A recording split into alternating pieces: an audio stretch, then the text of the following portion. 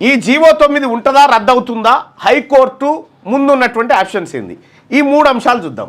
ఒకటి, జీవోను సమర్థించేటువంటి అవకాశం.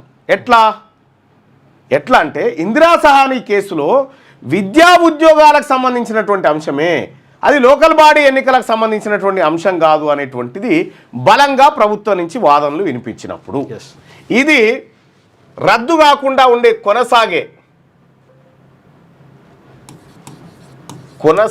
ఛాన్సు 20% ఉంది. కొనసాగే ఛాన్సు. పాక్షికంగా రద్దు, పాక్షికంగా నిలుపుదల.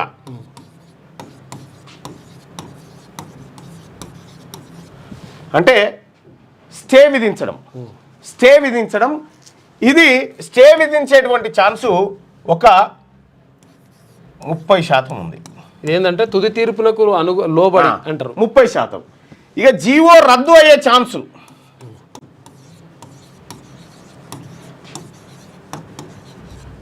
ఇదెంత శాతం ఉందంటే 50% ఉంది.